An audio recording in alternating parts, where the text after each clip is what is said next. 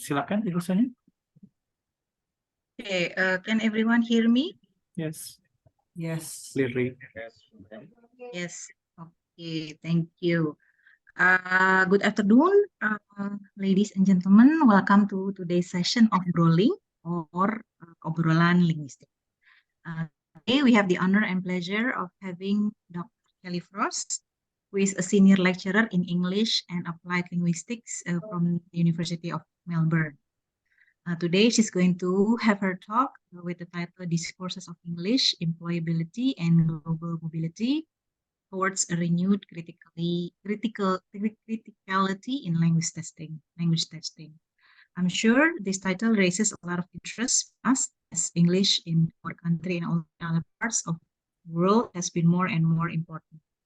English has been a part in our life.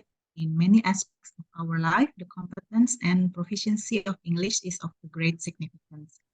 Therefore, English language testing plays an important role in determining how we will succeed in our future using English. And today we are going to talk further, I think, about this topic, and we're going to learn so much more on that. Thank you, Dr. Kellie Frost, for taking the time to talk to us about this and for willing to share your insights on this matter. I would like to personally use this occasion to thank Dr. Cecilia Halimi, or Ibu Cecil, without whom this event would not have been possible. And thank you also Dr. Muhammad Ari Andiko Aji for giving us the platform to have this talk with Brolling. To Ms. Harumi Manik Ayu Yamin, or Memi, thank you for moderating this discussion.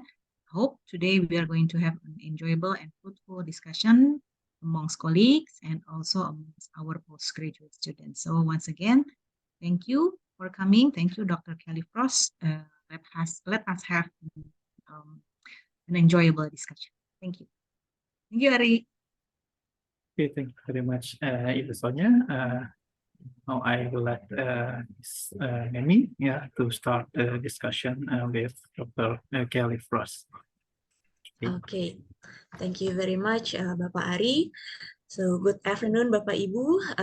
Welcome to our Obrolan Linguistik or Linguistic Chat session on Discourses of English, Employability, and Global Mobility towards a renewed criticality in language testing held by Department of Linguistics, Faculty of Humanities, Universitas Indonesia. My name is Harumi Manik Ayu, and I will be the moderator for this session. In this approximately 1 hour session, we will have a special guest speaker from University of Melbourne, Australia, Dr. Kellie Frost. Dr. Frost will deliver her presentation for 40 to 45 minutes.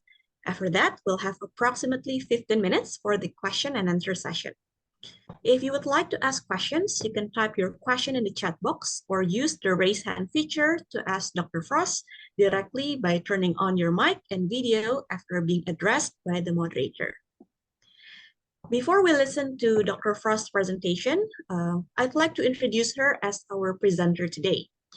Dr. Kellie Frost is a senior lecturer at the University of Melbourne in ESL and Applied Linguistics. Her research interests are in the areas of English for academic purposes, language in the workplace, and language testing for immigration and citizenship. Her PhD, completed in 2018, examined the impact of the use of English test scores in selection processes for skilled migration in Australia, and was runner-up for the Jacqueline Ross TOEFL Dissertation Award. She was a research fellow in the Language Testing Research Center at the University of Melbourne from 2010 until 2017, where she arrangement, consulting, and research projects. She has published articles in Language Testing and Language Assessment Quarterly and contributed chapters to a number of research volumes, including the Oxford Handbook of Language Policy and Planning. She has held research grants from the Education Testing Service, the British Council, and Pearson Education. Bapak Ibu, we'll now proceed to the presentation from Dr. Kellie Frost on Discourses of English, Employability, and Global Mobility towards a renewed criticality in language testing. So without further ado, please welcome Dr. Kellie Frost. Okay, hi, and thanks so much, everyone. Thank you especially to Cecilia for organizing this, and thank you, Sonia, for your welcome, and for the organizers as well of this event. It's a great pleasure to be here with you, and I think, yeah, a lot of this hopefully will resonate with you because of what's happening in Indonesia is really fascinating at the moment. We heard from Cecilia when she visited us in Melbourne about the role of English and English medium instruction and what's happening in the Indonesian context. And I think it's, yeah, a very interesting and dynamic area that I'd like to learn more about actually as well. So I'll get straight onto the topic. I'll talk very briefly about the global discourses of English that my research is situated in the context of, because I'm sure that you're all very familiar with these. And then I'll move on to talk about a couple of particular contexts in which I've been doing research, particularly over the last couple of years, some that extends on my PhD and a couple of new areas as well. So firstly, the global discourses of English. We have these key, I guess, two main discourses that I'll refer to, and I'm sure you're very, very familiar with the notion of English and internationalization.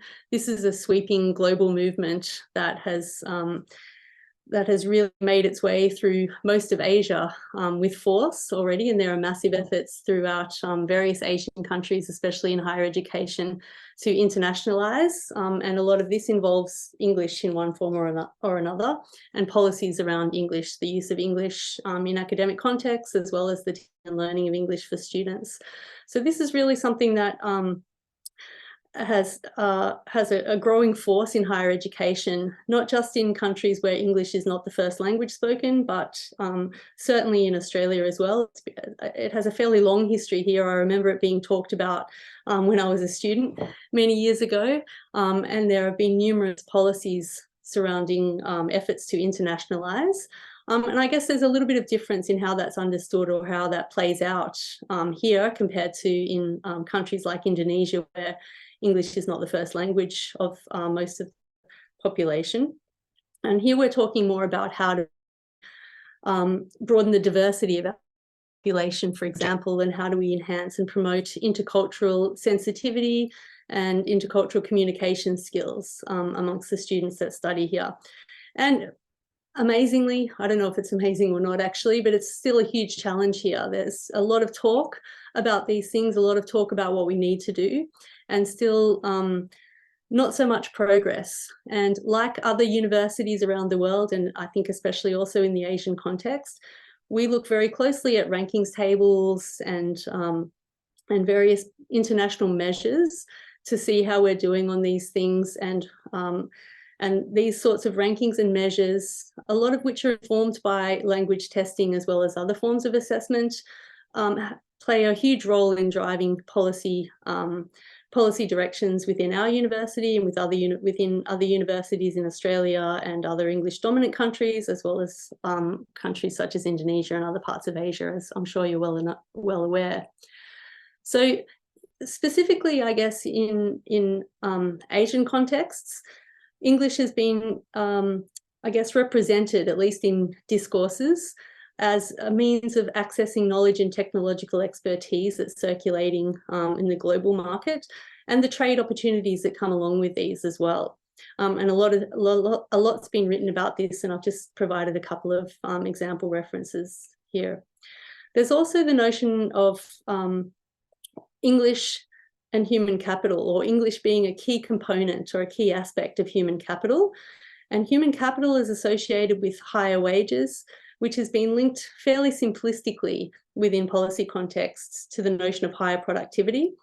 And this is something that's also been written about fairly widely and also problematized, because considering productivity only in terms of wages or mainly in terms of wages means that we ignore many other forms of productivity, especially non-paid labor that women are primarily associated with in many countries, and also the important role that unskilled or low-skilled types of work play in the whole global economy as well, national economies as well as the global economy. So none of this is really spoken about when we think about English and human capital. We're really only talking about the high income earners, those people that we all want to attract, the people that have this thing that we think of as global mobility, that's these are the people that are associated with driving the world at the moment, with driving the national economies and driving the global economy. And then as a part of this, maybe the communication part of human capital is something we think of as soft skills. And this is another concept that has been highly problematized in the literature and also in practice. What does it mean to have soft skills? There's lots of taxonomies of what's involved in having soft skills. It's partly your oral communication skills, which in turn is partly to do with your language proficiency. It's also to do with this elusive notion of intercultural competencies, which we have had quite a lot of trouble in articulating, in theorizing, and then even more difficulty in actually understanding how this would translate into curricula, for example, and into teaching practices. But somehow or other, this notion of soft skills, we all have an implicit understanding of what it means. We recognize that when we encounter people that have really good soft skills, they're able to build trust readily and easily and build rapport readily and easily. And so we associate this elusive quality or skill with employability as well, because especially in the knowledge economy that we're kind of in the context of right now, the fourth industrial revolution, as it's also being called, these are the very human skills that are most highly valued. They're the things that we see technology as not being able to replace. And so this is what we associate very highly as well with human capital. So somehow in the mix of all this, English has become the language, the international lingua franca, as we all know. And high levels of English, usually measured through large-scale, international, standardized English proficiency tests, has come somehow in many policy contexts, definitely in Australia, to be associated with the best and the brightest. So this I've put in inverted commas and in bold because it's a slogan I hear all the time in so many different policy contexts. The Australian government always uses this phrase, no matter which political party government, over at least a decade and probably 2 decades, they've all used these words. We want the best and the brightest people to come to Australia. We want the best and the brightest students to come to our universities from overseas. And we want the best and the brightest skilled workers to come and migrate permanently to Australia. So the kinds of selection procedures and processes that are in place are very much oriented to selecting these people. And somehow we've come to associate these people with this notion of human capital as well. So the highest wage earners, those with the highest levels of productivity to contribute to the economy, are considered also the best and the brightest. And so these are kind of central concepts, I think, in policy contexts here, but things that have sort of made their way into many other contexts as well, including many non-OECD countries now and many countries in Asia, as I'm sure you're well aware. Okay, so I'll break up these global discourses into 2 very crude, broad categories that maybe it's not very accurate, but I did say it was crude anyway, represent the different angles that we look at this from. Okay, so the perspective from countries where English isn't the first language, and then the perspective of countries like Australia. So when we have countries where English isn't the first language, I would label these sorts of discourses around English, around the concept of the power of English. So the idea of English is being sold to people everywhere. Everybody needs it. If you have it, your life will be better. And we can see testing companies, and this is something that I'll come back to later, really promoting this concept and tapping into these same circulating global discourses in order to package and promote their tests. So I noticed this the other day, actually, or it was probably a couple of weeks ago, from the TOEFL, on LinkedIn, actually. This popped up in my feed, and I was really, it caught my eye, the kind of language that's used to describe the test. Through the power of English proficiency, students can command their destiny to achieve their greatest aspirations and make their dreams a brilliant reality. It feels so over the top to me, but the more that I looked at it, this is really common language now that's being used to talk about English and to talk about particular English tests, that they really can make a massive positive difference in your life. That's why so many choose TOEFL, to fuel their lifelong passions and discover the remarkable opportunities that await those who take the exam. I've spoken to a lot of test takers over the past few years as a part of several different research projects. Very few have ever felt that taking these tests repeatedly for various reasons was a remarkable experience, or that helped them fulfill their lifelong passion. But anyway, it's a different perspective.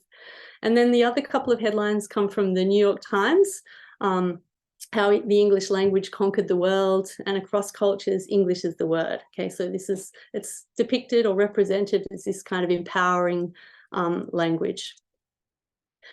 Whereas in Australia, more often English is depicted as a problem. When we don't talk about English unless it's a problem. There's problematic usage of English. And not surprisingly, this is typically in the context of discussions of immigration or international students in Australia. And here's a couple of headlines that span more than a decade, but the story really hasn't changed much at all.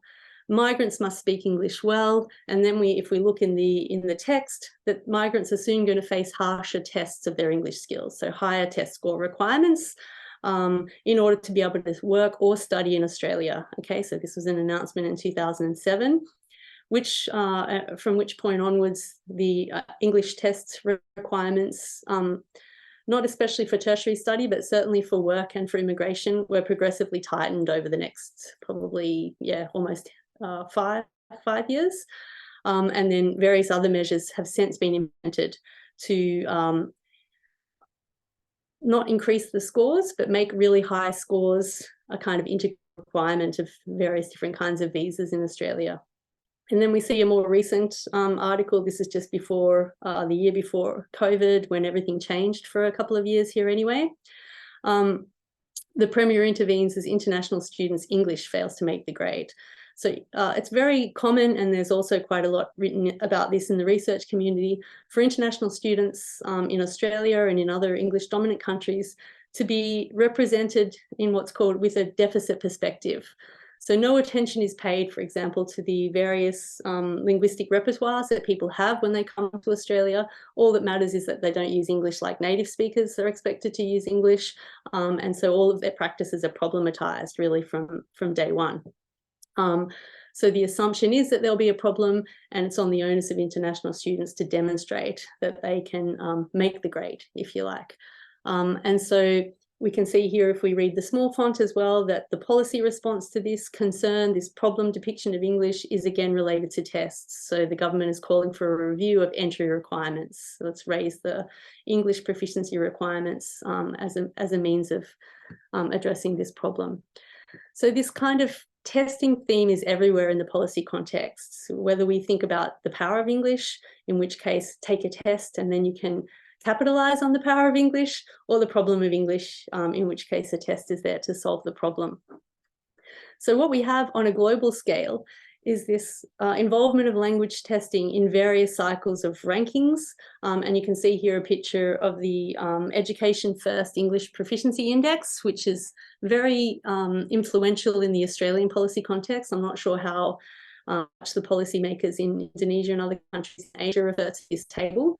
But this is a list of countries are ranked in order of their proficiency band. And so we have the yellow countries classified as low, the orange is very low, and then the light green and blue are the sort of high level proficiencies. So these tables are released annually. They do have an influence on policy settings. In Asia and in the context of China, but in a moment, it's influential in shaping educational reforms, especially related to English. And in the Australian context, actually, the Australian government does look at which countries perform better than others as a part of its mission to promote diversity in population and also in the education sector. And, you know, scores can be raised or lowered depending on which cohort of people the Australian government and the sectors that are involved are interested in attracting at any particular time. So, for example, if the government looked at this kind of chart and thought we'd rather promote entry of people from Vietnam and the Philippines over people from China, for example, then they might raise the scores because they can see from this ranking table that the Philippines and Vietnam have higher proficiency rankings than China. Whereas if the government wanted to promote more students coming from Indonesia at the moment compared to other countries, it might have a more relaxed to proficiency scores, because the perception would be that on the whole Indonesia ranks lower than other countries that they want to and they want to shift the demographics. So these are discussions that are had, and these kinds of rankings very much play a role in this as well. So I won't say any more about that. That's just kind of setting the scene, and I'm sure that you have a lot of information available to you, or context that I don't have on this as well. Would be really interesting. But I'll move now just to look at the two areas that I've been focusing on in most of my research over the past couple of years. And that's the two contexts of China and Australia. And that's partly because the vast majority of international students that we have at our university are from China. We're very interested in policy settings and developments in the Chinese contexts, as well as in other parts of East and Southeast Asia. And also because I have a couple of wonderful colleagues here in Melbourne now that come from China that have joined us in the last couple of years that make it possible to do this kind of research as well. And also then, of course, the research that I've been doing in the Australian context stems from my PhD, but encompasses a range of projects that I've been working on since then as well. So in the Chinese context, something kind of recent and really interesting, I think, is a kind of shift towards decentralization of education policy, and in particular policy around English language education. So many of us would think of China as a highly centralized system where decisions about language testing and language education are made at high levels in education ministries and at levels of institutions. And there's been a shift, certainly over the past few years, towards encouraging institutions to develop their own assessments, actually. They're no longer required to use the college English test, which is the national standardized test of English. And they've been encouraged to develop what's called local tests that reflect the learning objectives and the needs of students within the institution, and that promote better outcomes for learning and so on. So that's a very interesting development. I'll talk a little bit more about that in a moment. And then in the Australian context, as I mentioned briefly earlier, there's been a progressive tightening of English test requirements across levels of employment and skilled migration. And these very much impact what happens in universities as well, because the vast majority of migrants that apply for permanent residency in Australia have been students here, have studied their higher education here, and have in many cases lived in the country for several years, and a lot of them are working already as well.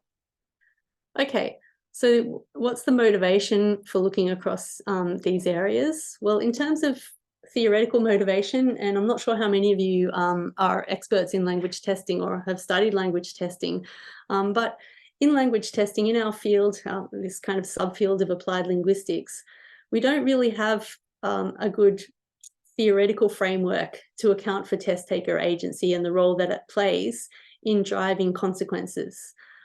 So we think about test consequences as something that impacts upon test takers, something that happens in a linear fashion, that test developers make tests, governments and institutions like universities use tests and test scores to make decisions, and the consequences of these decisions are felt by test takers who have very little power in shaping anything.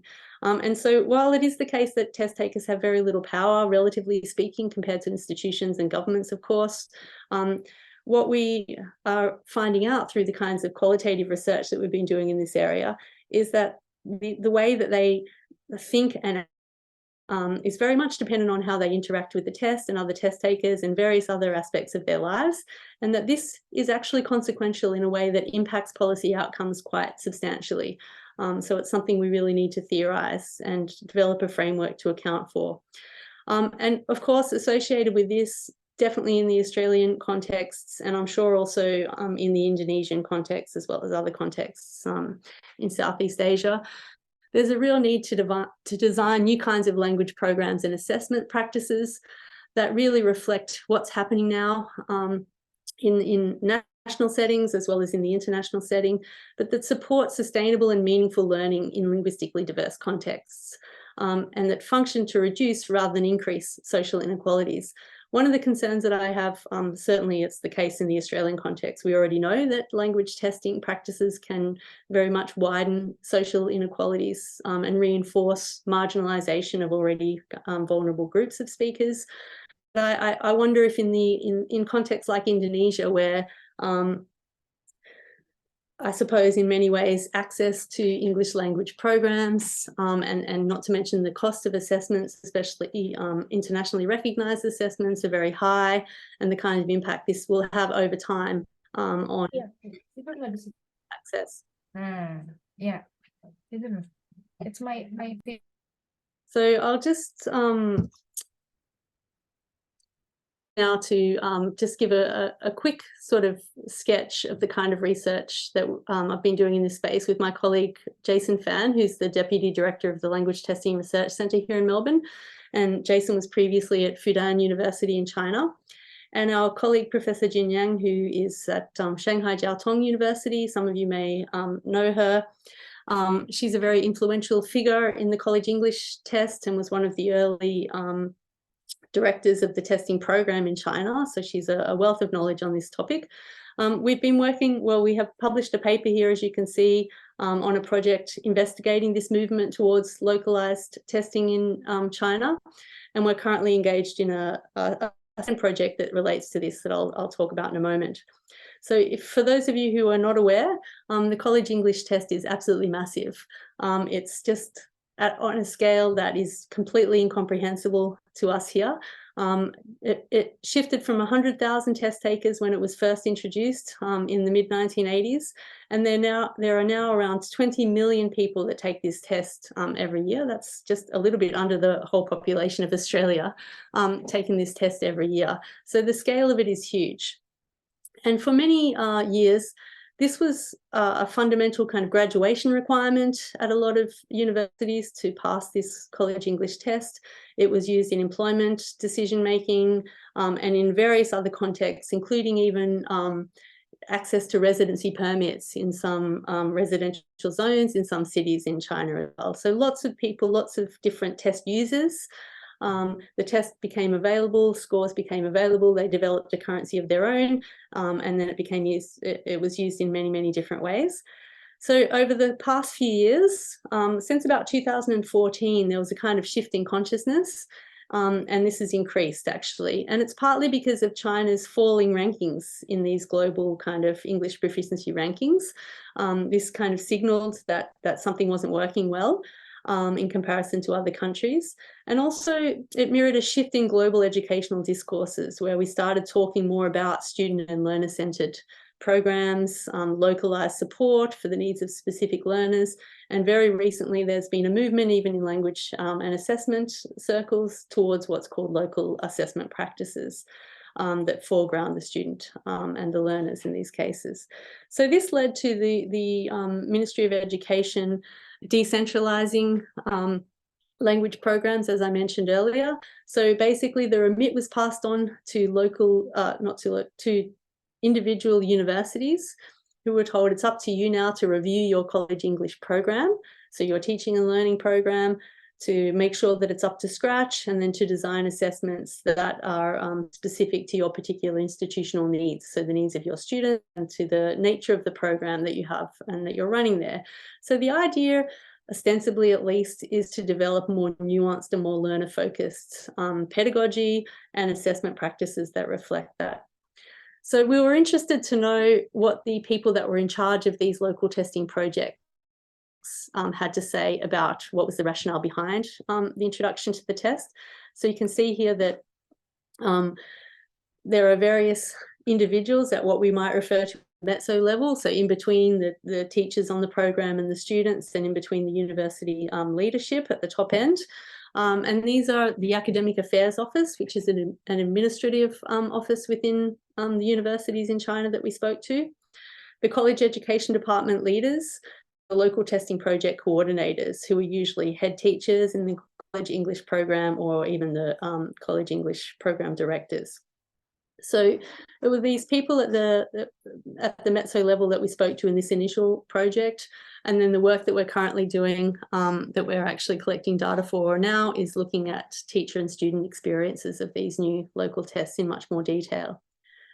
I've just included here a table. I won't go through this, but in case you're interested later to have a look at what we found across the 5 universities that we spoke to. So these were all highly prestigious universities in China, kind of top tier universities, and they were all developing their own local tests. The first thing that we found actually, incidentally, was that it was mainly the prestige universities that were taking up this call to develop their own local tests.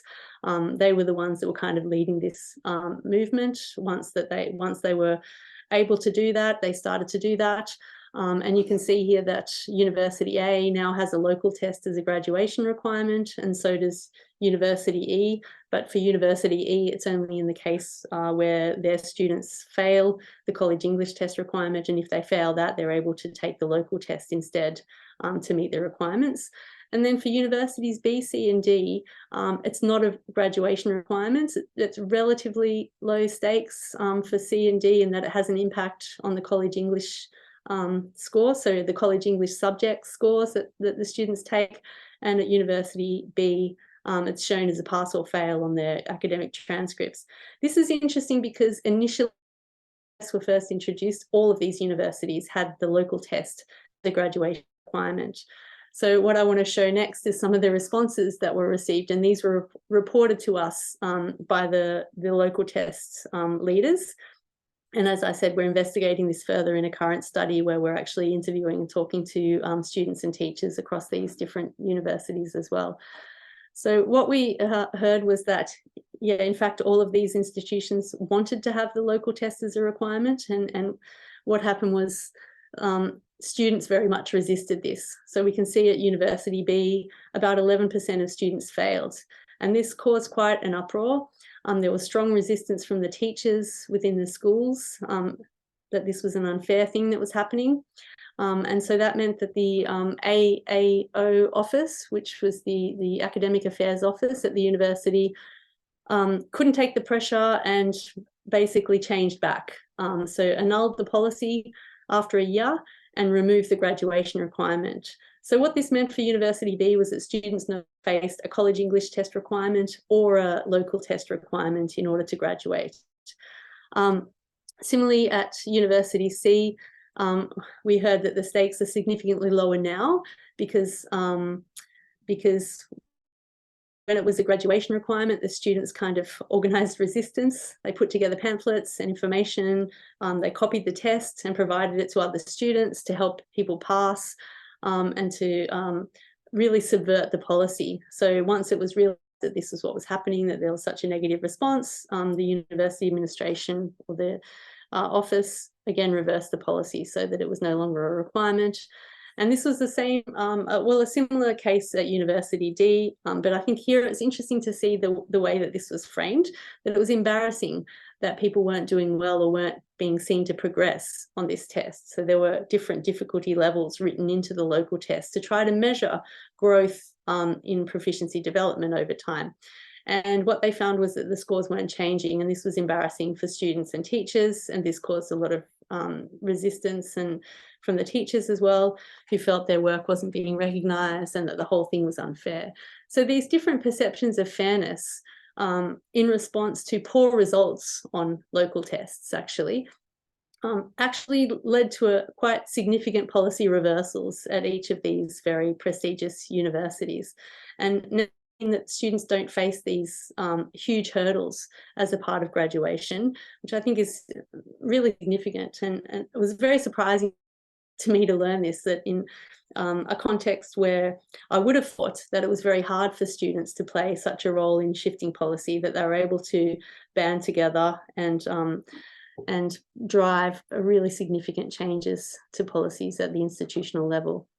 So this makes me kind of ask the question, which is a question that's being debated, although to some extent it's been resolved. It's still an area of contention in language testing.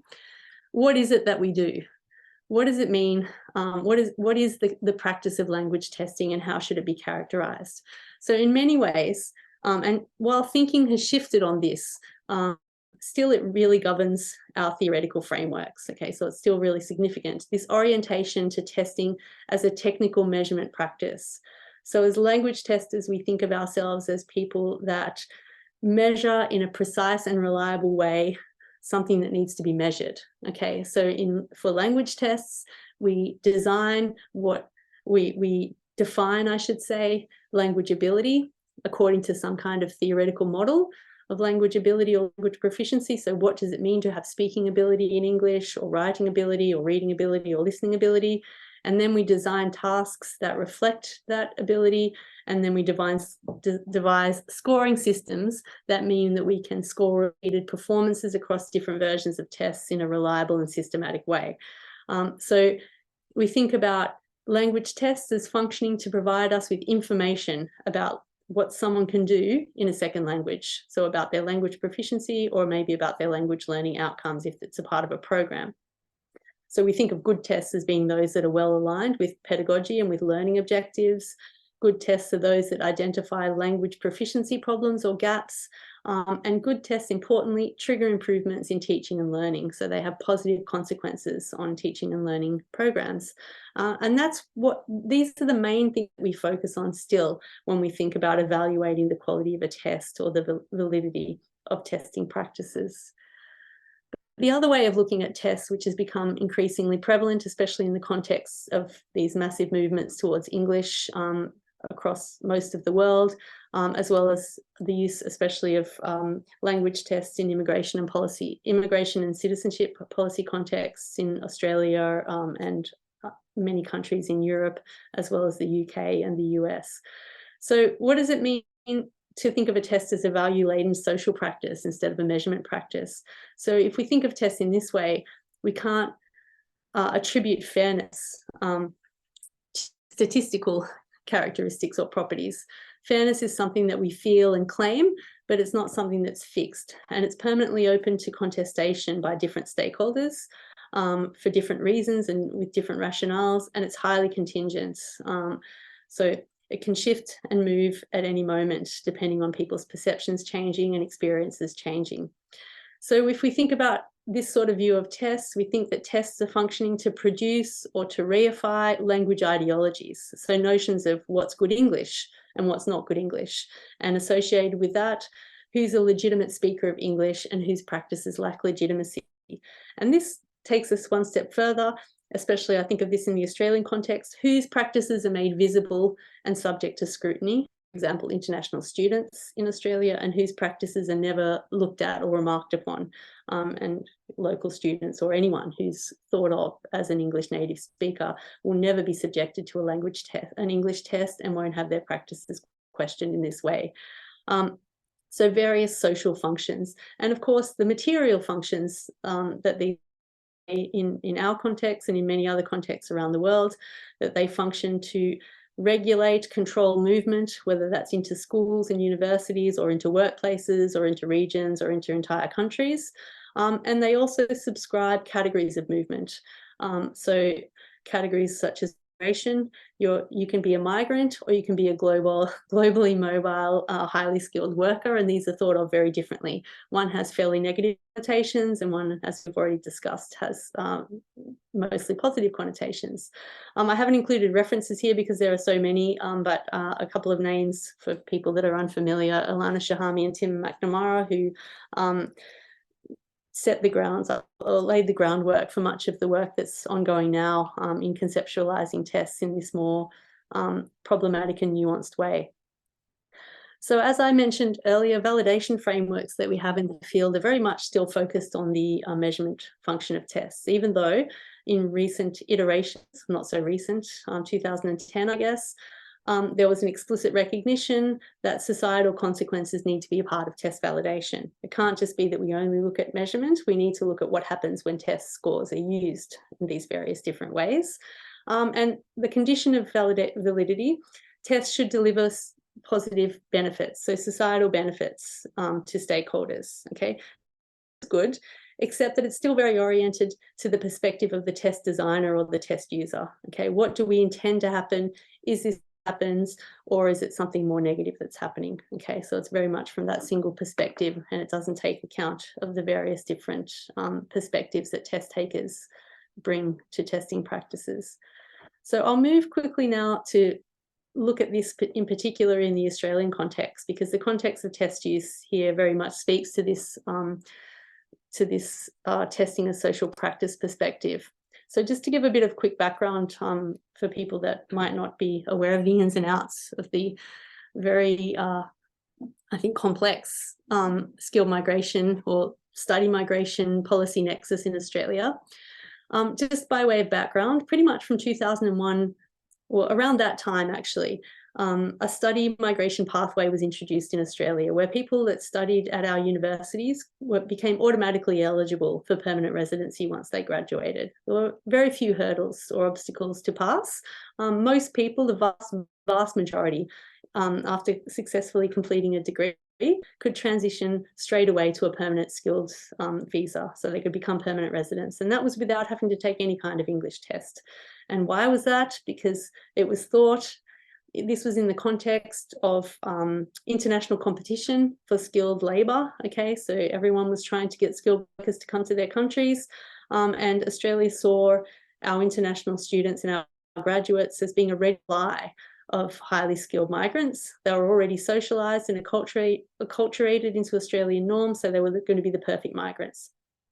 So what happened once this policy was introduced? There were dramatic increases in the numbers of international students, obviously. It's quite an incentive to be able to gain permanent residency in a country as a part of your study process. And the numbers were especially high from China, and you can see the kinds of increases there, more than doubled between 1999 and 2005. This led to a range of perceived problems, and we can debate the drivers of these problems, if there are actual material problems that were occurring or if these were fueled by negative perceptions. It's hard to know. But in, I think it was 2005, the government called for a policy evaluation. So they called in a team of researchers to look at the efficacy of the skilled migrant selection processes, including this study migration pathway. None of these people who conducted this evaluation were applied linguists or language experts or English language educators, but their evaluation had very significant impacts on the language test requirements that migrants face in Australia.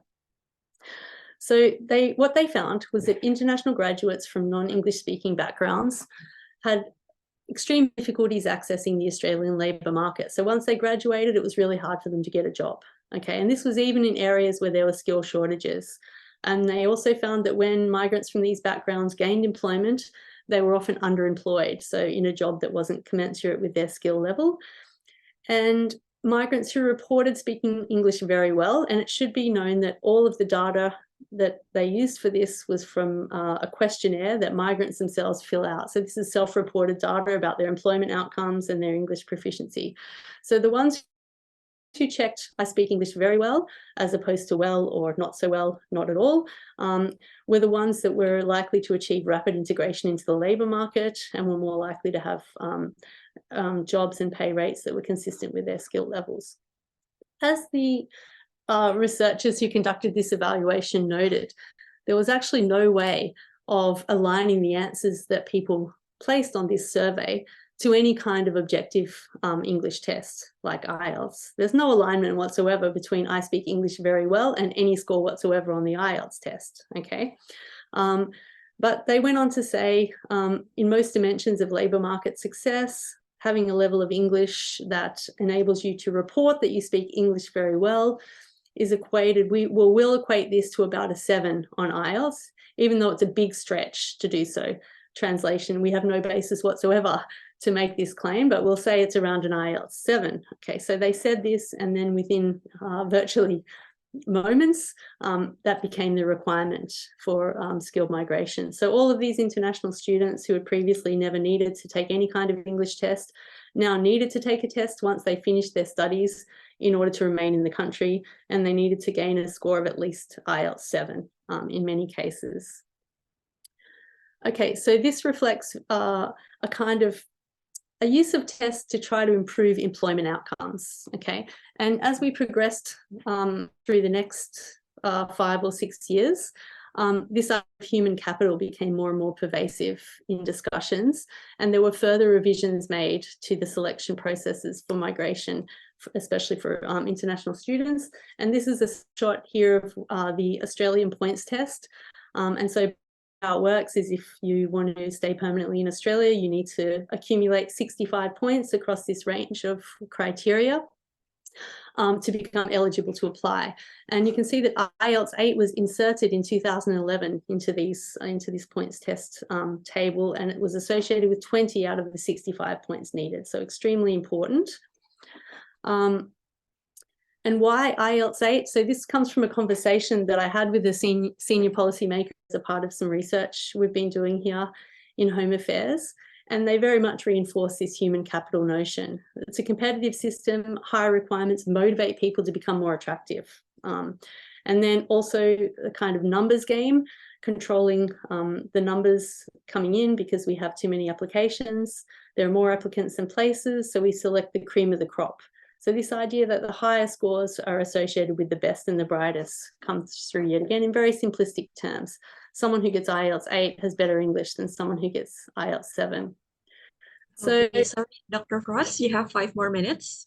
Yeah, thank you. I'm watching the time. So what does this mean for us in language testing? It causes what has been termed by Fulcher and Davidson validity chaos.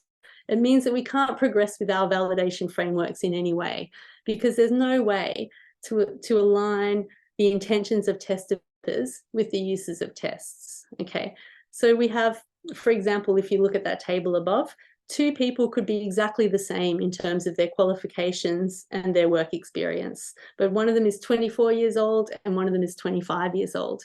What this means, because of the way that the points test works, is that the person who's 24, besides the fact that everything is the same in their experience, in order to gain a permanent visa, they need IELTS 8. And the person who's 25 only needs IELTS 7. So it's totally arbitrary in language, in thinking about it in terms of what does this say about someone's readiness for work. The test score is telling us nothing about that, because the person who needs 8 is pretty much the same as the person who needs 7. So there's no clear relationship between the score meanings, what it means to get a 7 or an 8, and what you're able to do with language, or what the demands are that you're going to face in your work. And so now, since 2016, it's not only IELTS that can be taken, but all of the major tests, including the PTE academic, the TOEFL, the Cambridge ESOL suite of tests, and they measure really different things. I mean, they're all tests of academic English, but their constructs are very, very different.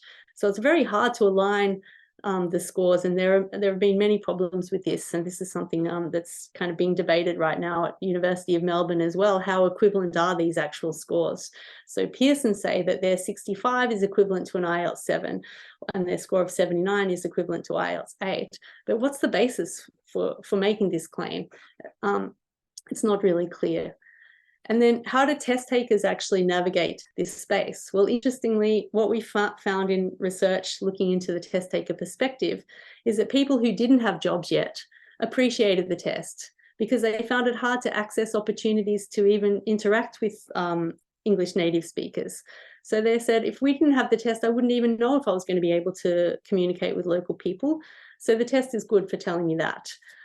Whereas people who were already employed and just wanting to get a permanent visa, so they were employed already on temporary visas, saw the test as being very arbitrary and a gatekeeping mechanism, because they could identify that it didn't align at all with the demands they faced at work. And in fact, it could be more strict in many ways, what they needed to do on the test compared to what they had to do in their daily lives.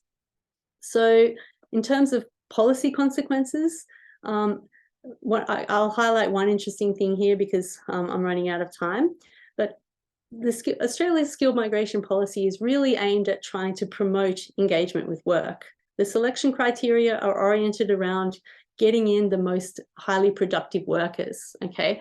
So it shouldn't be hindering engagement with work, but that's really what we find across a number of studies and in a number of different contexts, that having the test requirement makes people decide things like, I'm going to quit my job because I need to spend more time preparing for the IELTS test and taking the test repeatedly. Because if I can't get a permanent visa, what's the point?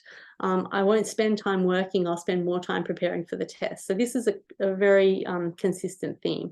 So the existence of the test is actually totally undermining the policy intention.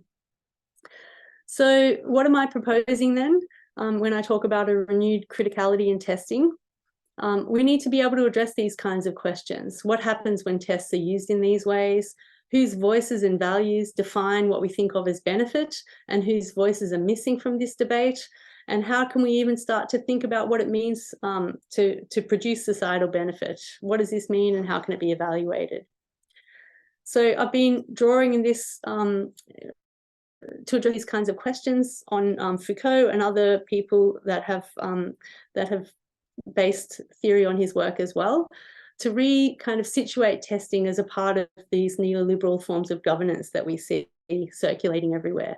It provides government with mechanical and objective means of migrant selection, and at the same time it's implicated in the production of active enterprising individuals. You become responsible for enhancing your own human capital, your own English skills. It's really putting the responsibility onto the individuals, and it's producing notions of idealized migrants, the people that we want to have here, the people that have the most value in society, in these ways that can be highly problematic. So the implications for language testing, and this is the second last slide, so I'll wind up here. What we do is typically situate ourselves as technical experts outside of and neutral to the workings of policy. We'll comment on the terrible uses of tests for immigration and citizenship, but we really rarely problematize our own ideologies and the ways that these are reinforcing problematic notions of English as well. So what do we need? A focus on the perspectives and experiences of test takers as well as other stakeholders in order to identify what consequences are emerging and in order to better understand the complexities of intersecting policy spaces. And of course, we need to design assessments that are more relevant and useful for language learners and more meaningful for language program design. So looking forward, I'll maybe just raise this last question because it's potentially relevant in the Indonesian context as well. There's a huge need for new forms of assessments, better to the intentions, goals, and communicative practices relevant to multilingual and English as a lingua franca speakers, like many of you in Indonesia, and also assessment practices that are consistent with the kind of innovative language program designs that are emerging as teachers and program designers deal with this huge pressure to bring populations up to speed in English. And perhaps, I dare say, this could signal an end to large-scale standardized testing. Perhaps not. Anyway, I'll conclude there. Sorry for taking extra time. I knew that would happen, but I can't stop myself in the end. Thank you. Okay, thank you very much for the insightful presentation, Dr. Frost. So now we have come to the question and answer session, and you can see that there are 2 questions already in the chat box. So the first question is from, let's see, from Bapak Andreas. The question is, in terms of the discourse regarding of English proficiency tests, are there differences between the countries with English as their first language? Maybe we can start with that question first. I think that there is very kind of nuanced differences between English as a first language countries. For example, the kinds of problems that are represented in the UK context are kind of different to the problems that are discussed in the Australian context. So the way that the problem of English is conceptualized is different and reflects kind of local things that are happening. So events that happen in the UK compared to things that happen in Australia, these are quite different. The history of migration is also quite different in Australia compared to the UK, and this leads to a kind of different kind of resistance to negative discourses about migrants as well. So, for example, recently there was a move to try to introduce a language requirement for partners of permanent residents in Australia, so people that were applying for a family visa, and language requirements, test requirements have never been a part of the family migration program in Australia. And because of the history here, there were huge communities that were able to come together and resist this, and to tell stories of successful family migration over many generations and so on. And those stories are kind of different. And then Canada, I guess, is the most sort of similar country to Australia in terms of migration history, but geographical differences and political differences really play a role as well in shaping how the particular problem is represented. The one thing that remains consistent across all of these different contexts is that tests, especially standardized English tests, international tests, are really quickly posed as a solution. No matter the problem, it doesn't matter. The problem shifts and changes over time. Nobody even remembers what the problem was in the end, but the solution is first and foremost in everyone's mind. And this has kind of become a discourse of testing in and of itself, that the problem can shift and change, but the solution is always jumping out. And for this reason, we see tests moving from context to context, place to place. For a while, language testing organizations said things like, we don't promote our tests for these purposes. And this was something that was often said. I remember in 2010, 2015 even, all of the big testing companies were saying that, we're not, in response to debates, academic debates about the problematic uses of tests for immigration and citizenship. And many representatives of testing companies would say, we don't want our tests to be used for this purpose, that we have no control over this, governments just decide, it's not our fault. But increasingly, there's much evidence now to show that they're actively promoting their tests to governments, actually, and have been for quite some time. So does that address the question? I believe so. Bapak Andreas, maybe you would like to give follow-up comments on that? Yes, it does address the question. Thank you very much. Okay. All right, thank you very much. Now we can move on to the next question from Ibu Tantri. So the question is, what strategies or steps can be taken to influence educational policy in Indonesia to support the development and implement of a localized English proficiency test, especially for English teachers, and what potential challenges might be faced in the process? This is a very interesting, and probably you have much more insightful comments to make about this yourselves than I do, because I'm not especially familiar with the specifics of the Indonesian context. But I imagine that, well, I think something that's been very influential, for example, in the Chinese context, has been the sorts of insights into student reactions and teacher reactions to these kinds of tests. And I guess in the Vietnamese context as well, there's been quite a lot of research so far that's teacher perceptions, and to some extent, increasingly now, there's some new research that's coming out looking at student perceptions. And I think this is really valuable in helping to persuade policymakers. But I feel like the most sort of the most useful kind of information is, what are people actually doing? How are practices shifting and changing? And is this the direction that we want to move in? And as academics in these areas, we can really contribute to informing the work of people that want to agitate in policy spaces as well.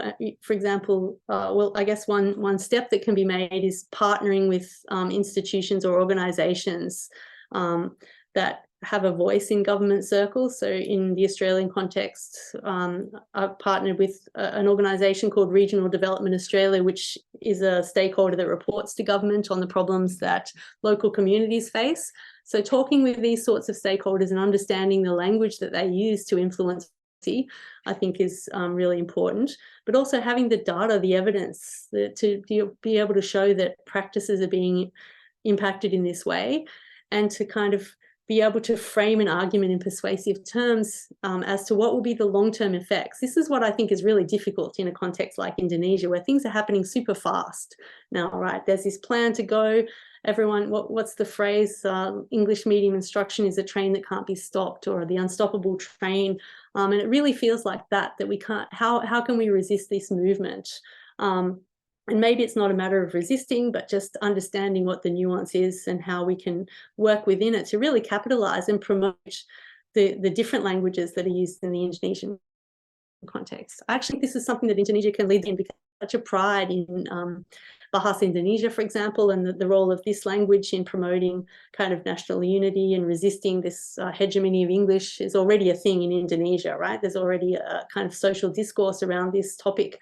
So these kinds of discourses can be harnessed in productive ways.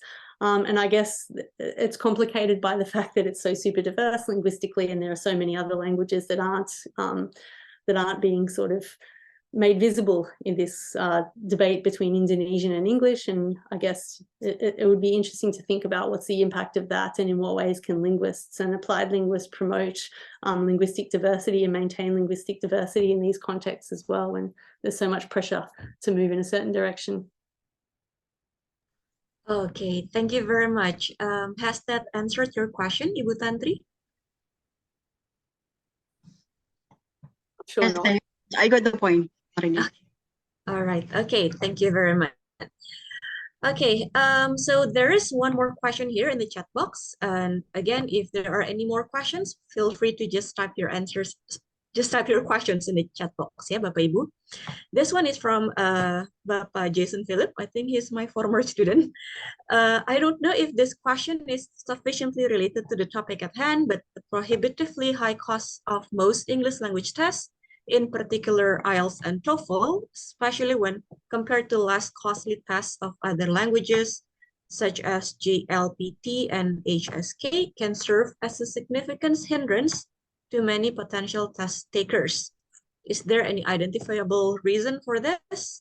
And are there any steps that could be taken to assuage the cost of English language testing in general? I think you briefly mentioned the issue of this one also, yeah, Kelly, yeah? How standardized tests, the international ones, can be very pricey. So the question, I think, is more or less about that one. Yeah, I totally understand the question. I think it's highly problematic, and it has raises huge questions about equity, of course, and access, the cost of these tests, especially across different countries. And I think the reason that they cost so much is because of the social capital that they hold still, because many big companies favor these kinds of tests. Many high prestige educational institutions endorse them, and so on and so forth. And so it's highly problematic. And this is a huge opportunity for a counter discourse to emerge, to promote the value of a local test or a local assessment regime that not only captures the kinds of communicative practices that are relevant in the Indonesian context, but that is affordable. I don't know how persuasive in the Indonesian context to make these kinds of fairness arguments that things are not affordable, and also that people have to take these tests repeatedly, usually, in order to meet the that are required. So the cost is amplified over time. I don't know why anybody thinks it's worth it, actually, but somehow it's maintained as a practice. But I'm sure, yeah, it seems so obvious. I'm not sure really what the answer is or the way forward is, but hopefully maybe it's because there's no alternative. And so maybe this is a good reason to develop something locally. Okay, talking about local tests here, there's a question from Ibu Sisil. With regard to the college English test in China, is the initiative to design this test came from the university or the government, I mean? The college English test, so the test, the big sort of national standardized tests, was a directive that came from the Ministry of Education. And so it wasn't something that was driven really from the bottom up. But many experts were involved in this from different universities and so on. So it was actually an excellent test, I suppose, if you think about it over time, to the extent that a lot of expertise and a lot of research, a lot of refinements were made over the years. So the test was very high quality, but like every standardized test in existence, the more standardized, the less nuanced, the less kind of the less informative test scores are. Okay, the more standardized it is, the less we can know about people and what they're able to do in their local everyday interactions. So I guess, yeah, the shift really came from an awareness that things weren't happening as fast as they needed to happen, or as fast as the government wanted things to happen, and that they might be better off actually just outsourcing the problem to institutions who have the expertise. Okay, so the answer is basically it's from the government, yeah, from the Ministry of Education. Thanks for summarizing. That would have been the direct answer, yes.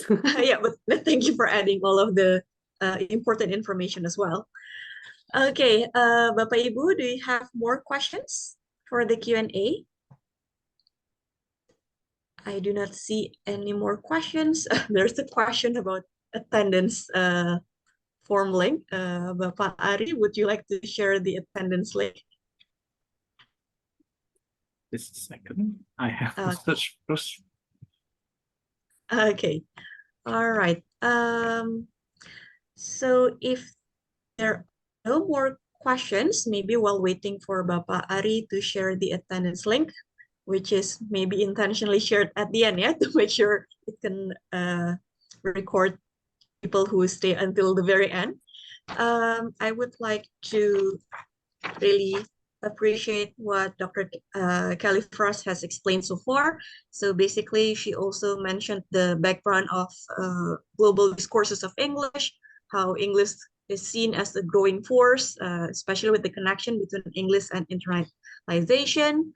And then she also shared 2 testing contexts in China and Australia. And then she also raised the functions of language tests that can be maybe to produce or redefine language ideologies, and then also to regulate movement and categories of movements. So at the end, I think she also raised a very important point about the language, the implications, yeah, for language tests. And I think the main takeaway from this is basically how test uses can have very wide social consequences. So this might be something that we never really considered before. Okay, so Bapak Ari has shared the attendance link, Bapak Ibu, in the chat box. Please don't forget to fill in the attendance link form. And do we have a group picture, Bapak Ari, before we close this session? Okay. We will take this group pictures. Yes, Bapak Ibu, please turn on your camera and be ready to smile. Okay. All right, let's give a few more seconds for people to turn on the camera. Okay, yeah, I think even if they don't turn on the camera, we can still see their names, yeah. Silakan Bapak Ari. Yes, okay, 1, 2, 3. Okay, I believe I have already. Yeah, pictures, yes. Okay. Do we need to take another picture for the second page, or have you got all of the pictures? I already got, yeah, pictures. Yeah. Okay, all right. Okay, so that will be the end of this brawling session, Bapak Ibu. Once again, thank you very much, Kellie, for coming today and sharing your expertise with us. And thank you so much, Bapak Ibu, for your active participation. So hopefully we can meet again in the next brawling session. Thank you very much, Bapak Ibu. Thank you, Kellie. Thank you. Goodbye. Mbak Sonia. Thank you. Bye-bye. Thank you. Thank you, Dr. Frost. Thank you, Bu Memi. Yes, thank you also, Mari. Let's see. Okay. All right. Bye. Bye-bye, Kellie. Thank you so much. Thank you so much. Thank you. I appreciate it. Bye. Izin live ya, Arya. Ya, Terima kasih Bapak Ibu. Mari. Zoom-nya. Terima kasih.